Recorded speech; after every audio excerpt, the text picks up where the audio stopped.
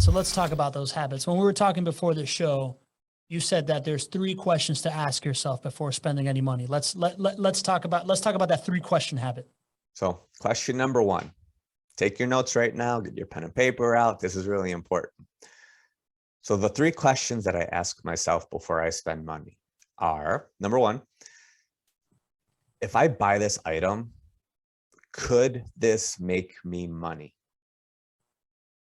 Could this make me money? So in and of itself right there, my brain is thinking, will this help me with my financial future? You're setting yourself up for success right away. And if the answer is no, like when I do my morning runs, I go and get a coffee at the coffee shop here. So that's my reward for myself to go run when it's 20 degrees here in Chicago. I still go. But the second question is, do I need this? Which is a simple one, right?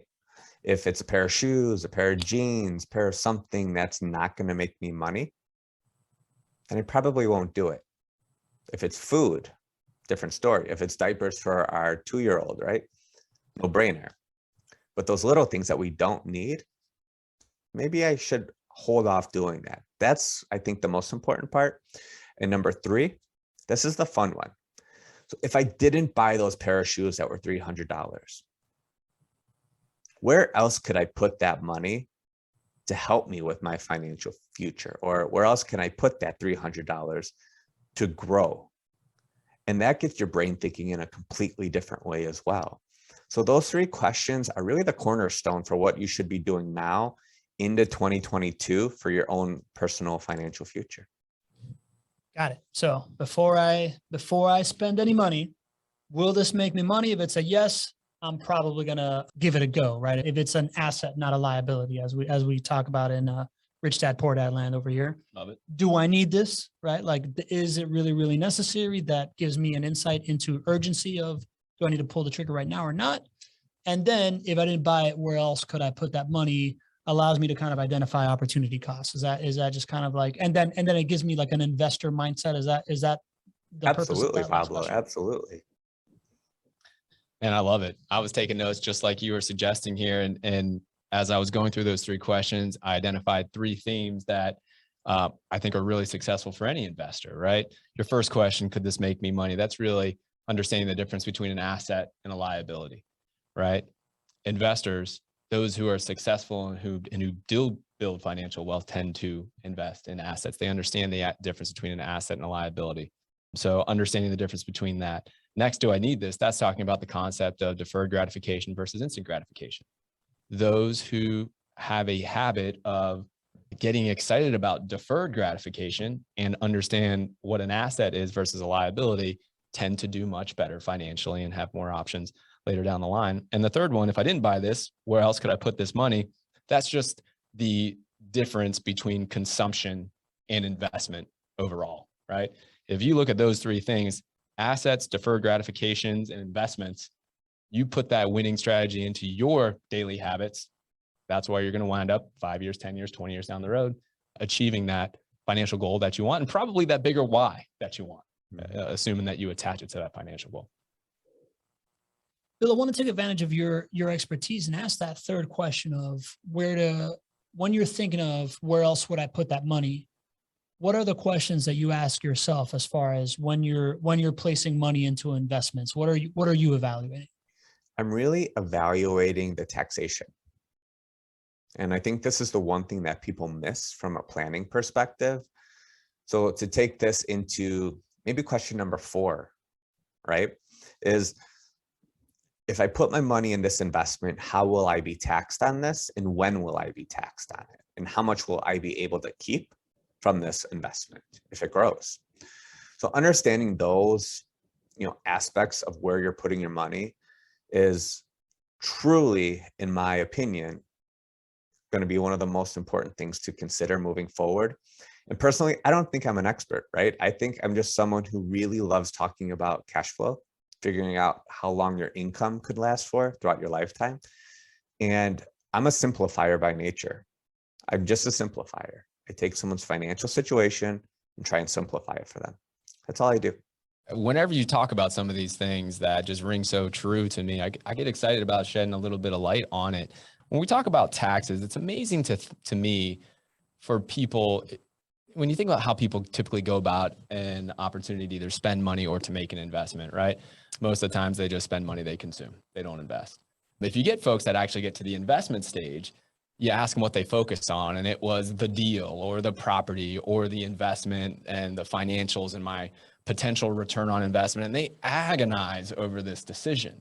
But the greatest threat to your return on investment long-term is not whether or not you nail that deal or if you got the second best deal or the fifth best deal or whatnot. It's the greatest threat is not making that type of a decision, right? Chances are, if you invest well, or if you educate yourself, you surround yourself with positive people who are educated, you're probably going to make pretty good decisions. Again, that's based on the team that you surround yourself with. The biggest threat is taxes, long-term, right? But almost nobody thinks about the tax consequences of the investments that they put their money into.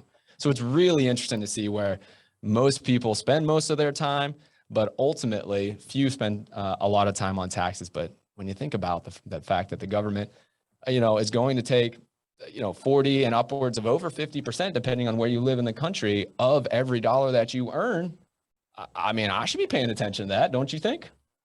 Yeah. How many people do? Is that how you feel, Bill?